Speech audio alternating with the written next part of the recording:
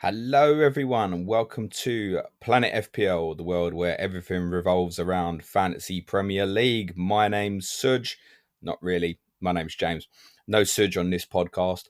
Last week, I had the pleasure of catching up with three of our correspondents who support teams who are now in the Championship. Coming up, a chat with Mark Skowrin about Huddersfield and Ben Tommo Thompson about Sheffield United. But first, a chat with Dara Curran at the Tinkermen, our Fulham correspondent, about everything going on at the cottage. Please bear in mind this was pre-recorded before Fulham conveniently decided to buy goalkeeper Paolo Gazzaniga and attacking midfielder Harry Wilson. Enjoy the show.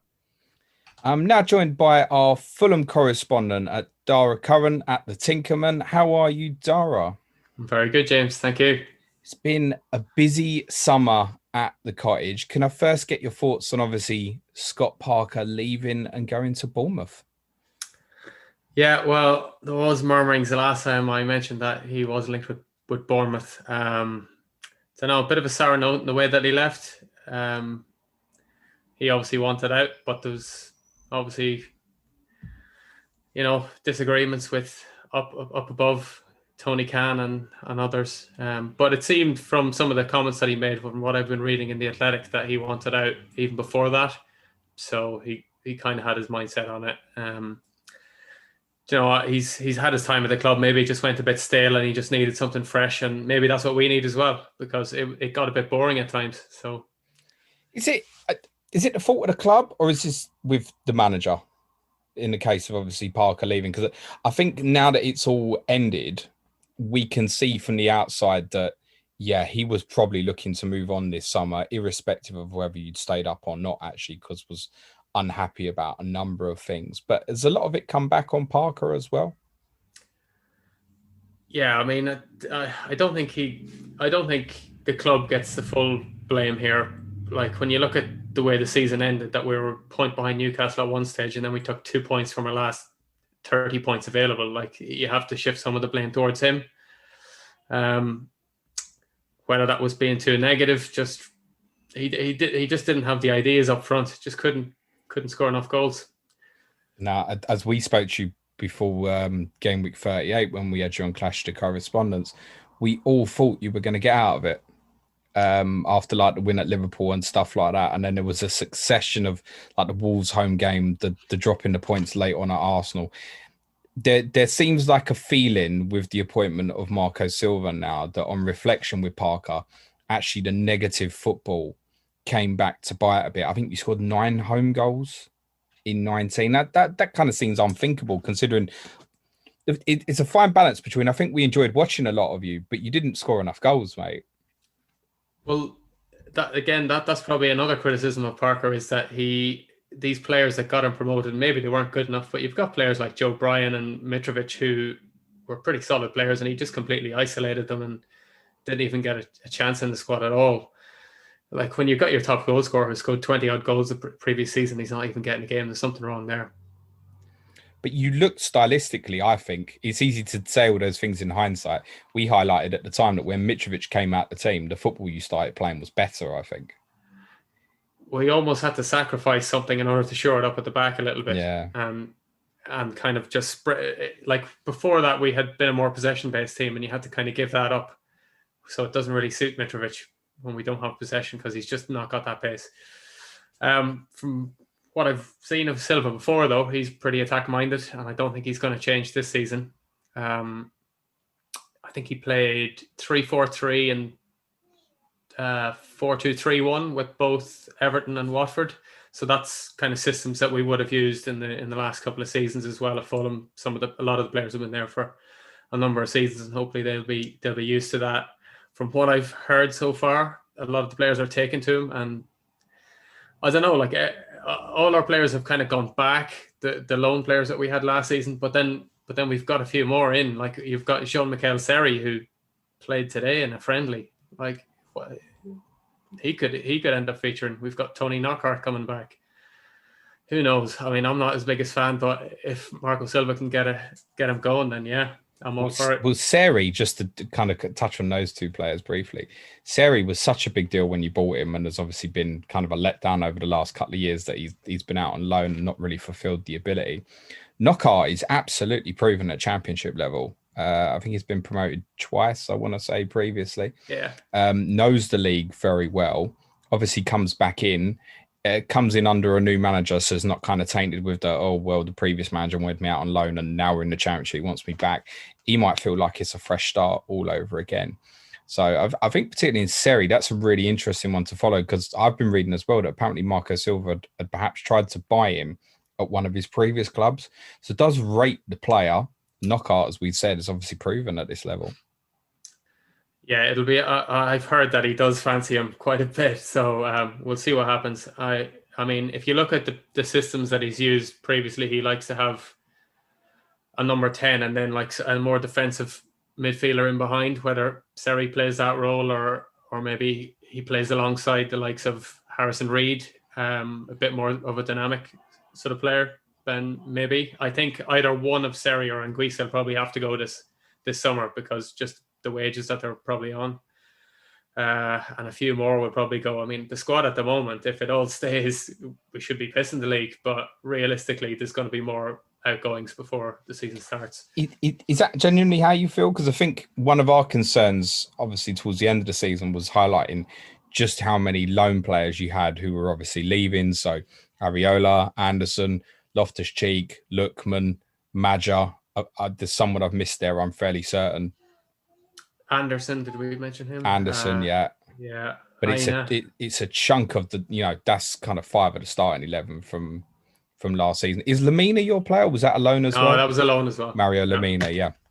So I mean, that is half a team, isn't it? Has gone back on loan and was quite important for you last season. I guess there's no chance of buying any of them, is there? I think the option that was in the deal was, provided we stayed up, that there was an option to buy, but or an obligation to buy in some cases. So that's probably gone out the window. I mean, I'm sure Areola was on stupid wages. I've seen him being linked with West Ham. That's right. But Anderson with Spurs and a few other boys elsewhere. I think Lamina was linked with somebody. Who the hell was that? Anyway, Southampton. No, he with Southampton. Anyway, regardless. But look, we have a few more to come in, a few more to go out. We're linked with Harry Wilson. I don't know if we can afford Harry Wilson. 15 million's a lot. That's a monster transfer for a championship club. Like, I saw Kieran Maguire. He's the guy who runs the account at Price of Football, and he posted our financial year for the previous season, and it didn't make for a great rating. I know we didn't spend a lot this season, but we had no gate receipts. Like, you're depending on TV money alone, and yeah, I don't know what that's going to throw up. Maybe financial fair play will be scrapped. Who knows? That's kind of a bit in limbo at the moment. Yeah, definitely is. There's obviously a relaxing of FFP rules, which are factual at the moment, different scale. PSG are obviously doing what they want with it at the moment and exploiting that. I'm not sure all clubs can. Obviously, one benefit to yourself is parachute payment again, mate, which obviously coming down gives you an advantage. Do you feel that you're in a limbo place where you could become the typical yo-yo club where you are too good for the championship but not good enough for the Premier League? It's what it looks to be at the moment, because the year that we went up, what 3 clubs went up? Leeds, West Brom and ourselves. And aside from maybe Brentford, there wasn't too many more teams that you'd say like that would really possibly have a go out of it in the Premier League. So like 2 of those have gone back down. I looked at, and like, if we don't finish in the top 6, if we don't even finish in the playoffs, I think that's really a bad season for us. I think we have a good chance to probably come back up. But then again, it's then that you're in the same position again where you have to almost turn over the squad, or you need to buy players who are just that little bit above the championship that can make the step up. Marco Silva has definitely not been appointed as a championship consolidating manager. There is obviously a clear intention, as there should be, to come straight back up. What was your reaction when you first heard it was going to be Silva? Honestly. I didn't hate it, but I didn't love it either. I kind of had my heart set on on a Chris Wilder or an Eddie Howe if that could be done. But then there was other names in the mix as well. So all things considered, I'm quite content with it. And I think it was just dragging on for a while. We knew that Parker was leaving, and there was nothing really mentioned of anybody coming in. So to get it all done, and the closer the season's getting now, I kind of just feeling a little bit more excited about it. Yeah, it's worth saying to the listeners that obviously because of what was going on with Scott Parker and the kind of, was it going to be mutual consent? He still had 2 years left of his contract. Fulham got wind that he wanted to go to Bournemouth. So Bournemouth eventually had to pay some compensation. Meant they couldn't appoint a new manager, obviously, till they got the agreement with Parker out of the way. So Silva was only appointed on July 1st. But actually, unlike the football club that I support, once it come round to making the decision, it looks like the football club acted quite swiftly. And it appears that Silva was probably first choice. I think Eddie Howe was possibly approached but wasn't interested. Otherwise, it looks like Silva was the guy they wanted from what I've read. Yeah, I heard Howe wasn't interested at all. So, yeah, I don't know. He may have been lined up for a while. Like if you read into it that Parker wanted out, they obviously were looking. They knew this was coming somewhere down the road, so they probably had a figure earmarked to come in and take over. It'll be interesting to see what he does. I mean, my main issue is that he's been at clubs for very short periods of time and he's just jumped ship onto the next big thing. So I don't want him to use Fulham as a stepping stone. If we have one good season, that he goes to another club. Well, I think I read that since his spell, I think at Estoril was in Portugal, where he made his name, he hasn't spent longer than a year with anyone. I think maybe 15 months, I want to say, with Everton, maybe, is literally about as long as it's been. And obviously, Everton kind of came about because he was falling out with Watford, wasn't he? He was trying to make the step up. And I think that's happened previously. So the reality is, unfortunately, and this would go whoever the manager was anyway, mate, if you have an amazing season and then an Everton, for example, wanted to come and take your manager, there's a fair chance they're going to go. It's a reality, unfortunately. Yeah, especially for a club like Fulham. Like, it's happened to us far too many times. Keegan went to England. Roy Hodgson went to Liverpool and England, and amongst other managers. So yeah, look, it's happened. It happens, especially in the smaller clubs. Yeah, and it will again. Let's have a look at a quick look at this squad then, what you're left with. You spoke this time last year very highly of Rodak. I presume he'll take back over in goal, will he now? Yeah, I'd be shocked if he didn't. Bettinelli's gone. Yeah, I think he could be moving to Chelsea to make up their English quota of goalkeepers. You know, the way they usually have somebody random like Ross Turnbull or whoever it is in there. He was linked with them a couple of years back, actually. And I don't know, we've a couple of youngsters coming in and goalkeeper, but I reckon Rodak has it. Fabry is still there from the year that we got promoted. That's that Augusto Ramirez chap that you have there in your in your figures. Cyrus Christie comes back from Forest. Who else? Alfie Mawson comes back from loan. He was at Bristol City, I want to say. Stevie Sess comes back from Bristol as well, I believe. I mean, some of I guess if we look to your strongest back four from last year, which is down to interpretation a little bit, depending on the system you were maybe or maybe not playing with, De Cordova-Reid sometimes fitting in at wing back. But if I said the back four of Tete, Adarabioyo, Robinson +1, if you're saying Mawson coming back, it's probably the most likely. I'd say Congolo if he can stay. Oh, of course, Congolo, who you bought from Huddersfield, yeah. But he's just had horrific luck with injury. With injuries, yeah.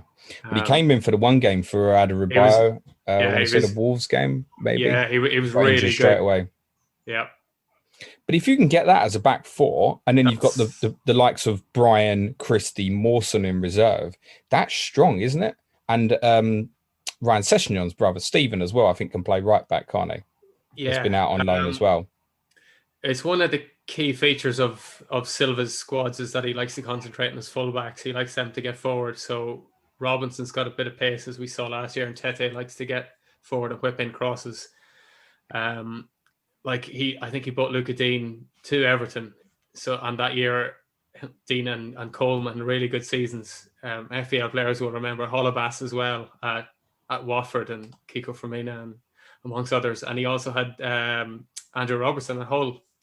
So, I think those guys those guys could be ones to look at that will do well under Silva.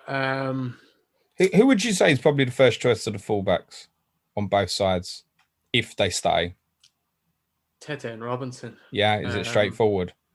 Probably. Because Brian was good for you in the promotion year, right? At left back. He was, but he got caught out of position quite a lot. A lot of our play came down the left, and as a result, teams targeted that and whipped balls in behind. He didn't have the pace that Robinson has, and I think that'll stand to him a little bit more. Nonetheless, I'm sure he'll get his game time as well. But for me at the moment, it would be Tete and Robinson. Tom Kearney presumably will be available for you. Missed most of last season. You gritted your teeth a little bit there, mate. Why? Oh, he's just made out of paper mache. Like he's yeah, I'd love to see him have a great season again, and I think he possibly could. It might be between himself and probably Deckard over Reid, maybe for the number 10. That's another sort of position that Silva likes to have his number 10s coming into the box and latching onto balls. Sigurdsson's scored the most goals of his career in the Premier League at Everton under Silva. Who else? Decore scored 7 at Watford. João Mario scored 7 in 20 for Sporting Lisbon in that season, and he only scored like 11 for Sporting Lisbon in 5 seasons, so he scored 7 in 1. There was another guy called Fortuna, scored 18 and 27 for Olympiacos, who was a number 10. And this guy called Evandro scored 11 in 1 season for Estoril. So that seems to be the priority, is the striker, maybe Mitrovic or a a Dini style player would like occupy the defenders, and you'd have the number 10 coming into the box and one of the wingers tucking inside, and then the wing backs overlapping. Is there any chance the 10 could be Josh Onoma? Potentially. I don't know if he has the all-round game or just that final, like just that finesse at the end is maybe just a little bit lacking, but he was very much a part of the team as well that got promoted, wasn't he? Did he score a brilliant goal at Cardiff in the playoff semi-final? He scored a couple of crackers in the run-in. Yeah, one where he juked past a couple of players and slotted it home, but hasn't really featured much. He got injured towards, in pre-season last year or towards the start of the season, and just never really managed to establish himself back in the team. Do you think, we spoke about the goalkeeper, the back four, and Guisa and Seri, those attacking players to play off the front in competition, the likes of Knockout, Cavallero, Decordova Reid, etc. Harrison Reed's obviously still part of the squad as well. I know he's a player that you really rate. The one I really wanted to ask you about is the young boy who scored against Southampton, Fabio Carvalho. What have you made of him from what you've seen? And do you think he can be involved this year? He could be. I know a couple of the guys have been called up to the senior training and are training with the camp at the moment. So I think the manager wants about 10 days to 2 weeks to kind of assess the team, and some of them will feature. It's happened in previous seasons in the Championship where we thought that younger guys were going to make the step up and kind of be featuring in and around the squad, and it just didn't really materialise. But I mean, he looked really bright. Got his goal in the Premier League. I hope he can feature, maybe not as strongly like as some of the other guys, but Knockout hasn't been doing much. I don't really like Carvalho, to be honest, either of those two guys. Don't. I think he did all right at times last year, mate. He did okay. He just he's just like a bit of a headless chicken. Doesn't know what he's doing. I think there's definitely like this. He could progress and push himself into a spot there, because the guys ahead of him at the moment, I don't think they're all that. Unless we sign somebody crazy, but I mean, I don't think we're going to be splashing the cash. You could do, because obviously, as we've said, Silva's only been in the job for 3 weeks or so. So I understand that a lot of training has been assessing what he's got in the first instance. The one place you look light in the squad is obviously up front, where there are rumours, obviously, that Mitrovic could still go. And I think if a serious offer comes in, he's probably got a willingness to go as well. I don't think he's pushing or angling hard for it, but would like to go if the opportunity comes up. If he goes, you've got a problem, haven't you? You haven't really got an out-and-out striker. It was part of your problem last year. We saw it, scoring goals. I want to say Decordova Reid was your highest scorer with 5, maybe. Yeah, I'd go with 5. Yeah, it sounds about right. Anyway, I can't believe if it's more. So, I mean, look, you could always add into that department, but that's the area of the squad that looks weak. But it's a difficult one because if he stays, he's going to come back in the team this season, isn't he? And he could easily be the Championship's top goal scorer again. Yeah, he's just one of those guys, just proven in the Championship, not really made a step up in the Premier League. I don't know. I mean, I think if Parker stayed, he probably would have went. That's probably what would have happened. We'll have to see what happens. But from what I've heard, like in some of the WhatsApp groups that I'm in, some of the guys are reporters for certain newspapers and they've got wind that he quite fancies Silva and he might stay. So optimistic, but at the same time, I know if a bid does come in, I just think this summer we might almost be saved in that the market's probably like there's not going to be huge money splashed around, and that could be the one thing that keeps him there for another year. And I think as well that a lot of your best performers, I think in particularly Areola and Anderson last year, obviously on loan. I understand there was a buyout clause on Adebayo's contract as well for 10 million, but that's now expired. Yeah, so delighted with that. If anyone wants to buy him, they've got to pay more now, which is interesting because it looks a bright talent. Yeah, I think it was 10 million and it expired there early July. Was it 13th of July or something, or 10th? I don't know.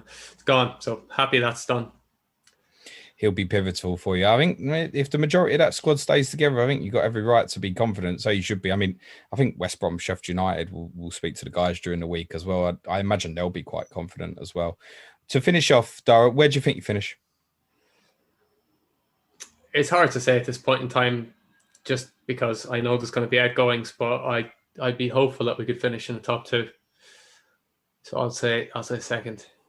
And finally, who do you think the strongest team in the Championship might be at time of recording? You can say yourselves. I probably could, but I've just said we're going to finish second. That's why I asked you, mate. I don't know. I actually think Sheffield United could have a new lease of life under Ikanovich. I'd be keen to have another chat with Tommo about it. He messaged me straight away after they got appointed. So yeah, I'll have to have another chat with him. Of course, Ikanovich was obviously your manager previously. Yeah, I was very jealous. Well, we'll see a little bit later on this pod what Tommo's got to say for himself. Dara, thanks very much for your time, mate. Always a pleasure. Enjoy the rest of your summer. We'll speak soon, mate. Cheers. See you Saturday. Bye for now, mate. I'm now joined by Mark Skowrin, our Huddersfield correspondent. How are you, Mark? I'm good, thank you, James. Good. How are you feeling? Because I know for yourself, someone who regularly goes to, I always want to call it the McAlpine. What's the stadium called now? It's the John Smith now. The John Smith. I'd stick with the earlier one.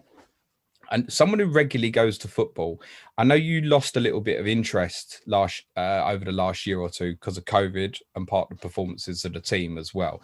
Are you going to be going back to the stadium this year?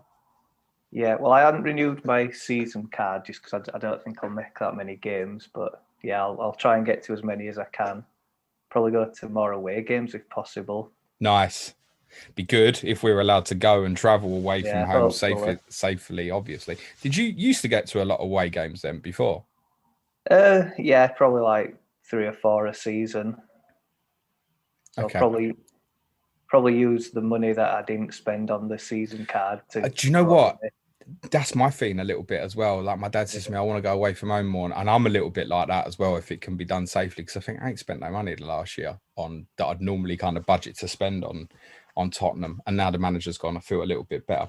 Talk to me a little bit about your manager, because a lot of people might not be too familiar with him. Carlos Corberán, who I understand was part of Marcelo Bielsa's backroom team at Leeds. Yeah. What's your thoughts on him at the moment? How's he doing? I think he's doing well. He gets some criticism from fans, but I don't think he's getting any sort of backing. We're getting by on free transfers and loans. And I think what he's actually doing with the resources available is really good. Are you good to watch now? I've seen the couple of friendlies we've had, and we're looking pretty good, to be honest. Yeah. I think it's just an association. I worked with Bielsa. The football must be attractive and positive then. Is that the case? Yeah. Well, we started last season really well. We're in the top half of the table, playing good football. Then just sort of the lack of depth in the squad and the injuries. just caught up with us in the end. Yeah. Yeah, I know. Phil Hodgkinson took over the as chairman. I want to say as chairman in 2019, and has carried a lot of the burden from it. It was Dean Hoyle was the chairman before, wasn't it? When you got promoted to the Premier League, I know when Hodgkinson took over, he was saying, "Oh, I want to get us into Europe in a few years or so." And I think he's very much regretted those comments since. And I was reading an interview of him from springtime, where he seems a lot more considered and precise in what's happening. This is the last year you're going to get some parachute payments, and I think there's a little bit of concern about that. And I know this summer you've trimmed a lot of the wage bill quite a lot, haven't you? Yeah. So there's players who've gone, includes some familiar names to Premier League managers, Christopher Schindler, Alex Pritchard. There's some big earners who have left the club, haven't there? Yeah. Jaden Brown, Tommy Elphick might be familiar with a few. I never knew, looking into it, I didn't know that Umar Niasse was a Huddersfield Town player. Well, I mean, player, he might be. He never played for you, did he? He never actually played. What happened there? He came in, I think he just got injured before he ever got a start. This is what we do. We get these crocked players on the hope that they might be able to play, and half the time they don't. And another player you had last year, Arsenal fans might remember, is Yaya Sanogo. Yeah. He's now gone as well. Did he play a lot? He didn't play a lot. He played a few, but he actually looked really good when he did play. These signings make me feel like there was still a speculation amongst Huddersfield that they could probably push back if they got one or two big names in. Again, it seems like the remit for the club has changed a little bit now, where they're looking beyond that. I think it's probably Jonathan Hoggs, probably the only player left from the Premier League team. Would that be right? I know he's taken over the captaincy now. Yeah, he's the only one left from when we got promoted. When you reflect on it now, does it feel like it never happened, getting to the Premier League? It's a bit like a dream. It's like we just sort of went back to the default of like Championship strugglers. Like you look at the other teams that got relegated and they're like pushing to get back, and we're like struggling to stay in the Championship. It never felt like when you came up that you spent massively, but it feels like the club, obviously, I think in your case, you came up and it was so unexpected because the previous seasons before you'd finished kind of safe from relegation, but definitely bottom half. There was no expectation to do it. So when it happened, there was a bit of shock and there was no planning for it. So even though you didn't spend vast amounts of money, I think it reflected that it came back and it bit a bit, even though you had a long preparation and knowing in that second season, you were going to get relegated from quite early on. It was quite clear. The club's really struggled to recover from it, hasn't it? Yeah. Well, the thing is actually looking at the financial side, we actually really did stretch things quite badly. I think we're only just now really financially getting back onto an even keel. What's the hopes for the season now? I guess like trying to push for promotion's unrealistic, is it? No, I wouldn't have thought we'd do that. Personally, I think if we get sort of mid-table, I'll be happy enough with that. Are you concerned about going the other way? I think we'll be all right this year. I think we'll do slightly better than last season, although a lot of fans are quite worried. Personally, I think we'll be all right. Fixtures are a mixed bag as well. You got Fulham and Sheffield United inside the first four as well. It's a fairly difficult start, I would say, as well. Yeah. Well, we've got to play everyone twice. That's true. I'd rather we got the difficult ones out of the way early, to be honest. But did you think? Did you watch Barnsley a lot last year? Not really. No, I didn't watch much. Is there a rivalry between the two clubs? Is it quite strong? No, I wouldn't say so, really. No, I think... Who is it from your perspective? Leeds, is it? Leeds, yeah, Leeds and then Bradford would be the two. And then the Sheffield clubs after that?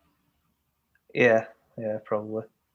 I see Jordan Rhodes has re-signed. Yeah. That's a bit of nostalgia, isn't it? Yeah, he was brilliant last time, but that were in League One. So, if we do go down, he might do well for us. Was it Blackburn that bought him originally? Yeah. From yourselves? Yeah. He was so highly rated. A lot of the Premier League clubs wanted him. Is he a Huddersfield boy? Is that part why he's come back? I'm not sure, to be honest. Not sure, sort of, if it's... Well, probably... Nostalgia. Yeah, nostalgia. Certainly a player who knew where the goal was. And actually, you've got a few interesting forwards. Another name people remember, and I couldn't believe that he was there. And you told me this a while. Fraser Campbell's at Huddersfield. Yeah. There's a young boy, Karoma, who was your top scorer last year with 8. There's quite high hopes for him, isn't there? Yeah, like he were injured for like nearly half of last season. So if he stays fit this season, he could really kick on. What system do you normally play? I think it was mostly like a 4-3-3 last season. Who would you expect to be the front three out of that as it stands? I know that there's probably ins and outs still to go. Yeah, probably Karoma on the left, maybe Campbell in the middle. Not sure to be honest. And Benza on the right, maybe? Is that where he normally plays? Yeah, to be honest, I've been expecting him to go all summer, but now it looks like he is going to stay. So looking at Gaffr pricing, Fraser Campbell's 5.5 million. You think he might play through the middle? That's got to be interesting, isn't it? No, not to me. I think he'll probably get just not going to get enough goals. He'll get like 5 goals a season. So, Josh Karoma, though, he's my pick. I think he could do really well. You're playing Gaffr, aren't you? Yeah. Yeah. Is he going to go in for you then? He's currently in my current draft. Any other Huddersfield guys we should be keeping an eye on? Yeah, well, I'm currently tripled up personally. Okay, go on, tell us. Not that I'm biased or anything. You're allowed to be, mate. Yeah. So I've got Pippa, the right back. Okay, 5 million. Yeah, and then Jonathan Hogg's 4.5 million, club captain. He'll be like he's going to sit on your bench, is he? He'll be third on the bench, but he's probably going to play every week. Get 1 point after his booking. Tofolo did quite well last year, didn't he? In Gaffr, I think it's 5.5. Did you not fancy him? No. Yeah, it's between him and Pippa. I think just because Pippa's 500,000 cheaper, but him and Karoma down the left, I think that could be an interesting pairing. I think Karoma sounds like, from the little research I've done, sounds like the one definitely to keep an eye on during the season. I'm not sure if I want to pay. I don't know if I can get my head over 8 million for a Huddersfield forward. It's really hard to adjust when you look at these players like David McGoldrick at 9 million and think, oh, I'm interested in buying him. Mitrovic at 11. Do I want a Huddersfield forward at 8 million? Yeah. I might do it for you, Mark, but I think I need some convincing. I'm interested in some of the defensive players potentially. Though. It's interesting what you're saying about Pippa. Is he definitely first choice at right back then? Yeah, I think so. Yeah. And Tofolo plays on the other side, on the left? Yeah. All right, cool. Mark, pleasure catching up with you as ever, mate. Stay well, stay safe if you're travelling to games this year, mate. Really nice speaking to you. Take care. We'll speak soon. Right, thanks. Cheers. Cheers, mate. I'm now joined by our Sheffield United correspondent, Ben Tommo Thompson. How are you, Tommo? Doing good. Glad to be back on. You probably thought you weren't going to be, I'm guessing, judging by that response.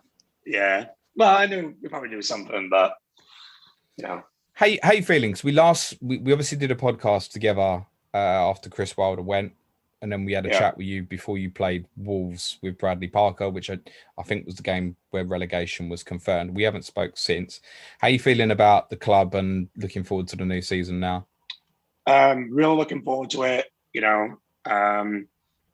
Much more than I thought I was going to at that point in time last year. Kind of excited to get back in the Championship and hopefully see us win some games, because it's been rough pretty much all the way back to the Villa game end of last season. We had a couple of good wins in there between, but apart from them, a couple of games ended back in the last season has been miserable. I can't believe that you've gone down, and the first conversation with me, inside 2 minutes, you managed to get VAR back into the conversation by mentioning the Villa game, mate. At least you ain't got that shit to worry about this year. No, I'm looking forward to that. The managerial search went on quite a while, didn't it? Yeah. What's your reaction to Slavisa Jokanovic becoming the new manager?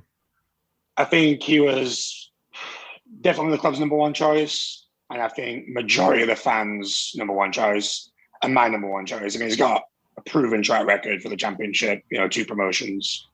From what I've spoke to a few Watford fans and a couple of Fulham fans who said he plays good football and it's good to watch. Takes a little time for him to, get his ways around, but it sounds everything's positive from what I'm hearing so far. So, how did he come to be the first choice then?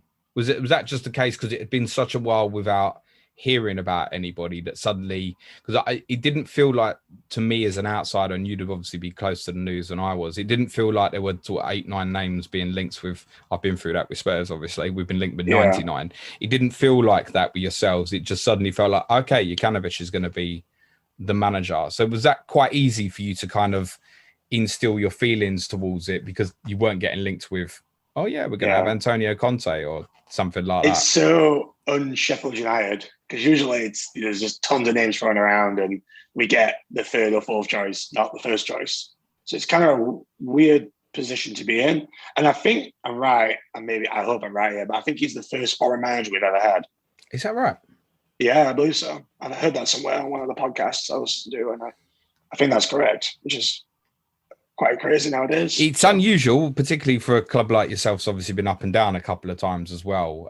For perhaps those who've just been in the Football League throughout the 21st century, it's more understandable. Yeah. But there's more obviously going down that route. Obviously St. Barnsley, for example, have had a succession of foreign managers now and stuff. So yeah, I think you're right to say that at Fulham and Watford, he was a little bit unlucky in both situations. I mean, he got Watford promoted and lost his job basically, right? Yeah. So, how are you expecting the team to play? Because one of the big criticisms we had, and it's difficult to be critical of anything that Chris Wilder did, but was a little bit of stubbornness at times throughout last season not to change the system. Are you expecting different from Ikanovich, or do you expect him to look at it and go, well, the bulk of the squad's still together. They've played a back three for the last 3 or 4 years. That's the way we should continue. Yeah, so he plays with 3 forwards. Or 2 wide forwards and a central forward. So when we've had one friendly so far in Spain against Europa Point, and he played 5-2-3. Nice. So he kept the overlapping centre backs, and he played Fleck and Norwood in midfield, and then he had McGoldrick, Mousse, and Brewster up front, which was interesting. So you've definitely got forward talent that should be very equipped to do very well at championship level. I mean, just looking through your forwards, you've obviously got McGoldrick, McBurney, Brewster, Billy Sharp, Mousse, and young Danny Jebison, who obviously scored at Everton as well. So, I mean, you kind of overly stacked there, actually. Overly stacked, yeah. And they're all proven a lot. These are proven goal scorers in the championship. So, I mean, Brewster did it for half a season. McBurney's doing well there when he was in the championship. We all know how many goals Billy Sharp scored in the championship, so the Football League. But I think that's a strength in depth. I think quality still need to be seen. I think obviously not many of them scored last season, right? Apart from McGoldrick.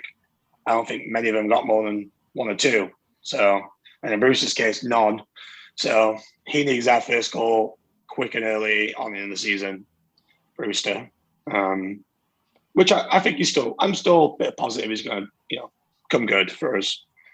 So, do you expect him to be part of that front three, Brewster? Because it almost there's a danger here that quite quickly, from being one of England's brightest prospects, that his career could disintegrate into nothing. Yeah, he's too good for that. I think he's too good. I think you have to. I think he's probably should be our number 1 choice, but I think him and McBurney and McGoldrick, I think he'll play McBurney down the middle, maybe McGoldrick and Brewster either side of him.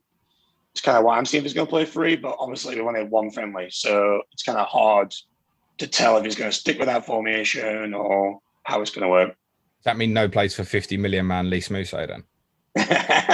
Actually scored the other day, so I think he's on his 5th last chance again. So Bruce obviously has got experience at this level as well, because obviously had the loan spell at Swansea before joining yourself, so it won't be completely alien to him.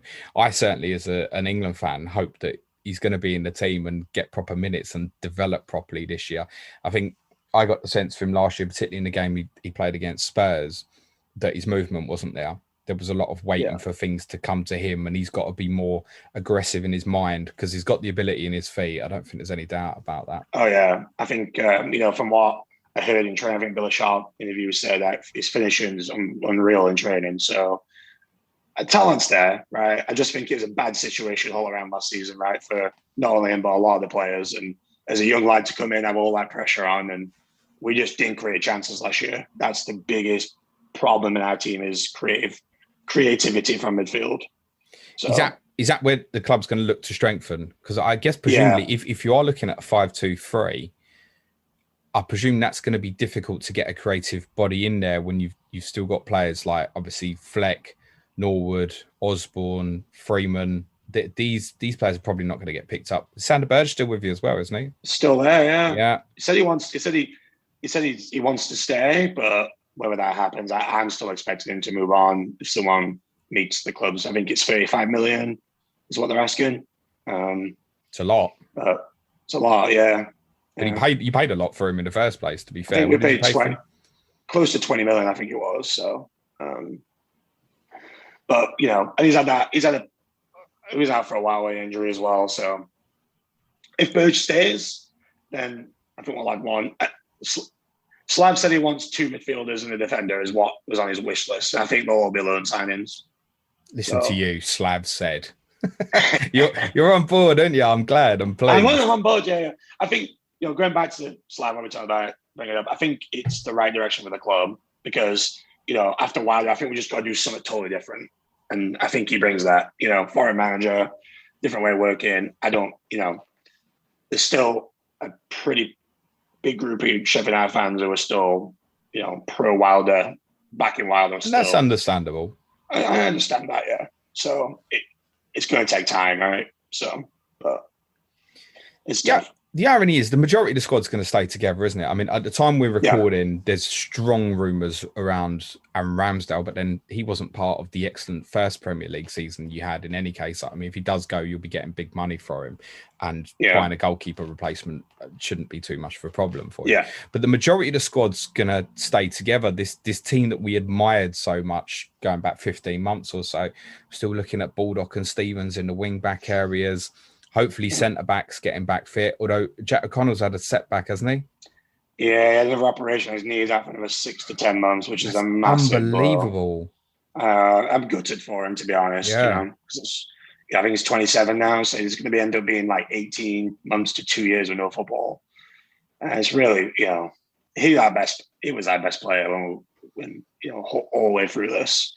You know, I think if he didn't get fit, he'd been really close to the England squad.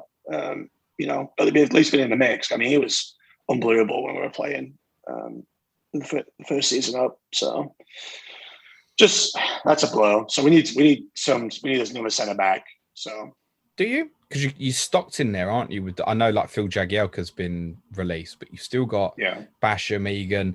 In terms of wing back areas, I think many of us were impressed with little bits we saw of Jane Bogle last year as well. So, I mean, squad depth wise, you look strong, and we've obviously already recorded with Dara, our Fulham correspondent, and he said he thought it might be you that would win the league, mate.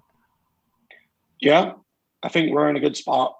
I think this team's, if we had the right couple of players and a little bit of energy in midfield, a little creativity, I think we're going to be right up there. And we got Luke Freeman back too, so I'm hoping he can get back to his best. I always liked him always be a good player in the Championship, but he had bad season with Forest last year. I think he had some problems with his back throughout the season, but another one in the mix. So I think the good thing is we were so bad last year that nobody wanted to buy our players, so it's kind of worked out pretty well. Well, yeah, there's a little bit of that. I guess there's a little bit of fear.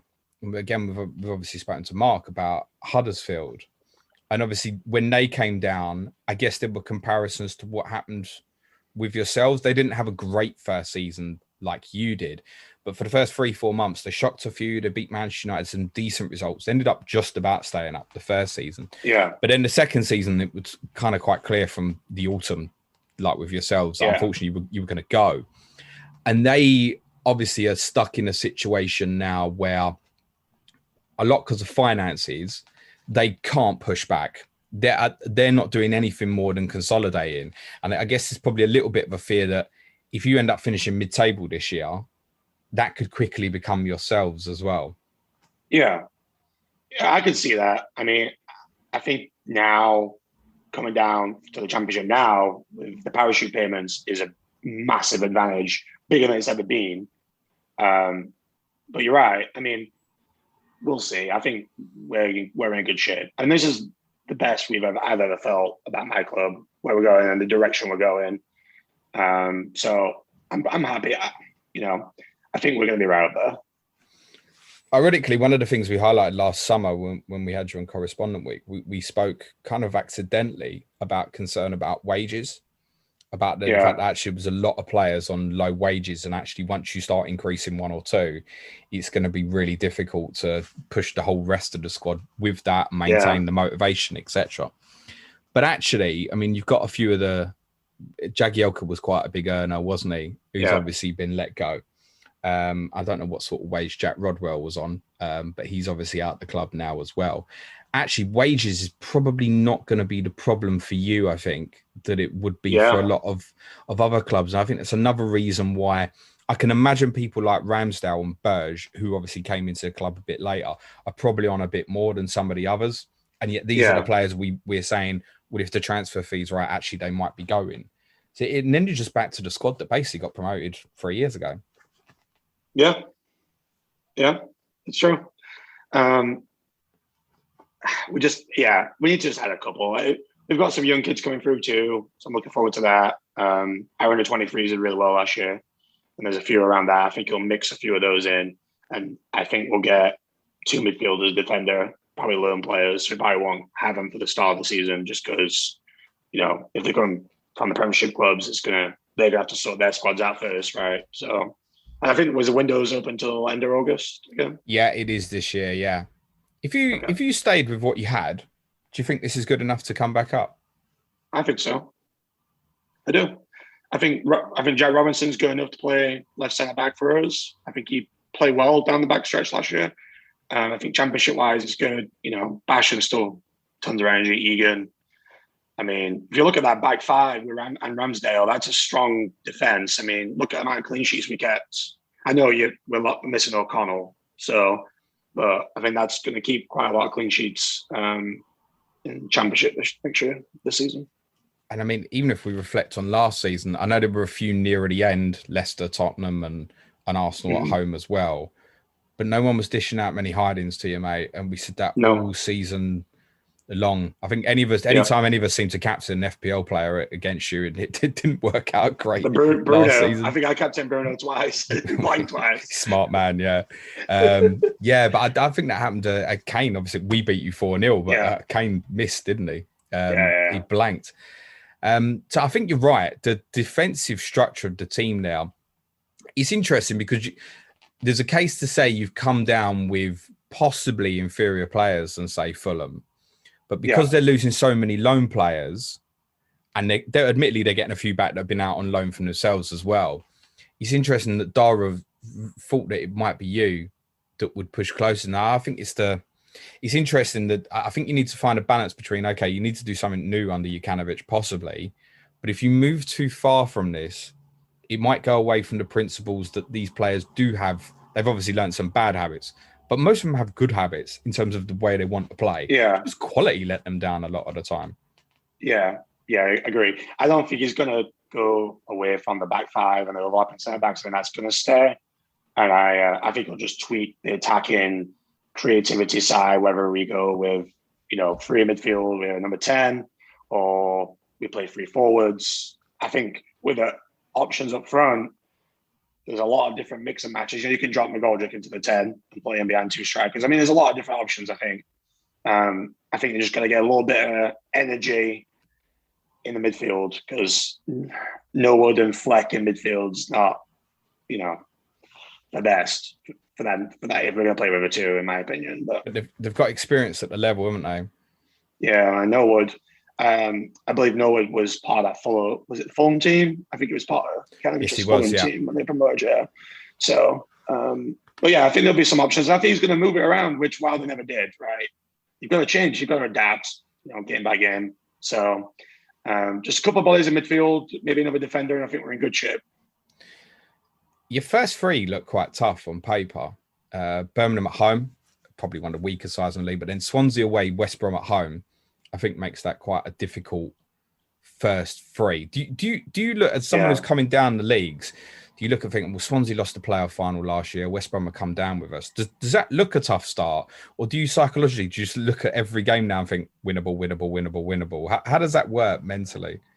It's kind of tough because, like, last year I looked and we had, like, Man U, Man City, Liverpool, back to back to back. So when you look at that, then you look at, no offense to those teams, it's not as daunting as it was when you look at the fixtures in the Premiership, right? I mean, you're thinking sometimes there was, it can, but like, there's certain months, stretches in the Premiership, like where we're going to get a point from, especially at the start. I'm like, where we're going to pick up a point.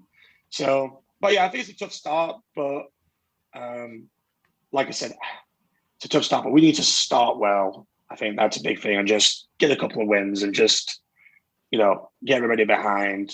But from what I've heard of Ikanovich, that it takes time for him to get his methods in. And I think both Watford and Fulham started slowly with him. It took a little time to adapt when I heard from the fans. So just don't jump on the backs too quickly. And then that's the problem with the Wilder effect, right? If you've got that group of fans and Pro Wilder still does that, do they, But not moving on from it's not going to be helpful to anyone. I completely agree. I get that, because there's still a lot of Tottenham fans would be like that with Pochettino, for example. But you've got to, for the benefit of what happens next, you've got to let it go. You can't keep comparing Ikanovich to Wilder. He's got to have a chance. I didn't compare Mourinho to Pochettino. I just compared Mourinho to Mourinho, basically. The reason I mentioned the first three, I think importantly, is because the 6-game run you have from game week 4 to 9 of Huddersfield, Luton, Peterborough, Preston, Hull, and Derby. They're probably 6 teams. Preston, maybe not. There's 6 teams who you would definitely expect to be bottom half, I think. Yeah. And again, it's kind of a group where you're looking at it and going, I want 16 points from those 6 games or something. It's got to be a shift in mindset, hasn't it? Yeah. Yeah, I'm going to be playing Gaffr for the first time this season. So I'm looking forward to that. I've been kind of dabbling around on that. But I've got 3 Sheffield United players in. So who are they, just out of interest? I've got Brewster, Ramsdale, and McGoldrick. There's no point in Ramsdale, mate. Yeah. Not fancy Baldock. I'm surprised you not said Baldock or Stevens. Yeah, I'm going to see a Baldock. I probably will end up switching from Ramsdale to Baldock or Stevens. I like Bogle. If Bogle plays, if Bogle's attacking. So if Bogle plays, he'll be straight on my team. Yeah, I would be very surprised. I'll obviously be playing along as well. And on Friday, we were talking to Jamie and Angus from the EFL Fantasy podcast. Yeah. I'll be very surprised if I don't start with Sheffield United defender. And I actually think in terms of your attackers, it's strange. For those who are not playing, it's really weird looking at like David McGoldrick at 9 million and trying to get excited about it. Ryan Brewster at 8.5. But if you can remove yourself from the FPL mentality of it, there's in the defensive and attacking areas, there's some really interesting ones. I'd like Baldock or Stevens at 6.5. I think that's very interesting. Actually. Did you play Gaffr last season? I did, yeah. I finished about 60th, I think. I won't finish that high this year. That's awesome. Yeah, I'm looking forward to the podcast on Friday. So, we will definitely talk about the Blades a little bit more then and see what the experts, they'll hate that, Jamie and Angus, but see what the experts think of Sheffield United this year. Where do you think you finished, Tomo, as it stands? I know it's difficult because it's kind of still a few weeks away. Top 6 for sure. I'm going to go second. Okay. Who do you think might be the best team, if not yourselves? I think West Brom would be the other one. I haven't listened to Dara yet, but I know Fulham had a lot of loans players. Obviously, Scott Parker left, which that's kind of weird. I know he went to Bournemouth, right? So, and there's a lot of change there. But I think it'll be us and West Brom. Maybe Swan. I don't know what Swansea's. Cooper's just left Swansea as well. That's come out of nowhere. Time recording. We don't know who's going to take over there, but Cooper and Swansea just before we started recording have parted ways. I guess Bournemouth's the other one, right? But I don't know if they're going to keep all their players from last season. So I think if you didn't finish in the top 6, and this would probably go for Fulham and West Brom coming down as well, it would be a disappointment. Absolutely. Considering as well, the three that came down last year finished first, second, and Bournemouth were in the playoffs respectively as well. I think, me and Suj are going to cover it on tomorrow's podcast as well. But that benefit, the parachute payments, it's massive. It's a little bit of a cheat code at the moment, but we'll speak about that more tomorrow. No, I agree. Tommo, thanks very much for your time, my friend. Good luck for the season, mate. We'll speak soon. Cheers. Bye. Big thanks again to Dara. You can follow on Twitter at the Tinkerman. Mark, you can follow at FPL_Terrier. And Tommo, you can follow at FPL_Blade. Still to come this week, tomorrow, myself and Suj will be having a look at the impact of parachute payments. Is it an unfair advantage to have them? Looking at some of the finances in the Championship and those who benefit from such parachute payments. Clash of the Correspondents returns on Thursday with AFC BNG, Neil Grover, our Bournemouth correspondent, and our West Bromwich Albion correspondents, Gemma and Harrison Eno. And on Friday, I'll be catching up with Jamie Roberts and Angus McPhail from the EFL Fantasy podcast. We'll be taking a closer look at Gaffr Fantasy ahead of the Championship season. Other than that, just leaves me to say thanks again to Dara, to Mark and Tommo. Cue music, please, man child.